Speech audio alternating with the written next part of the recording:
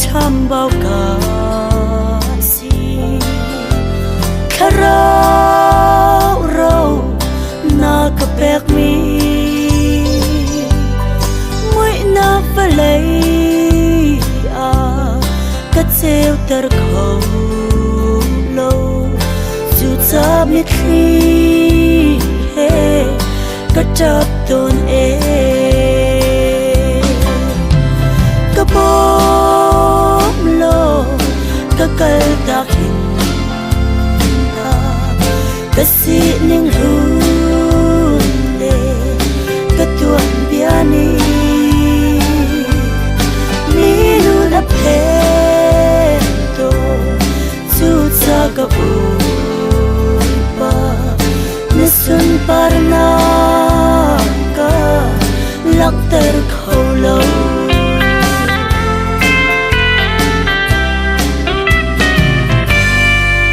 chim lâu đinh bia cất chim xoay tuôn y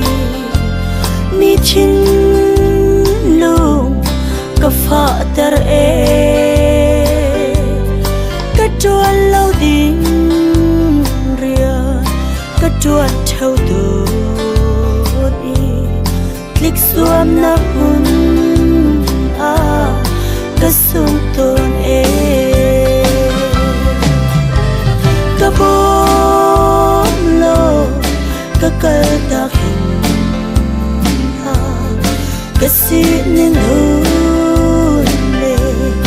cà tuan biani mi nu na pe to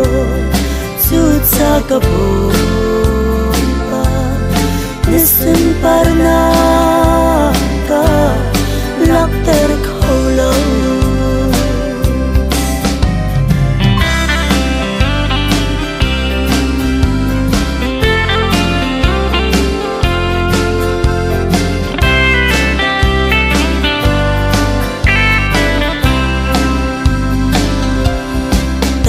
ram thil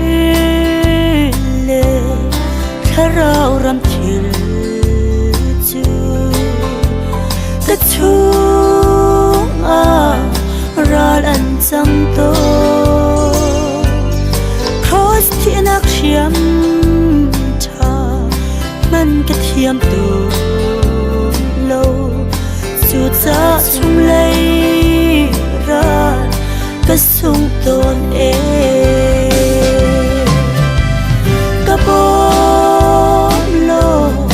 cà cal ta hình ha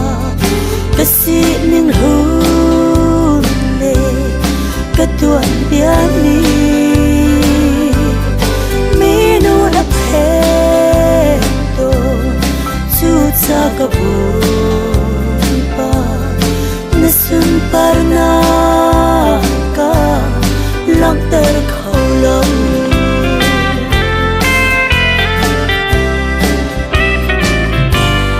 vội pa na pha hi cất thiên lung đi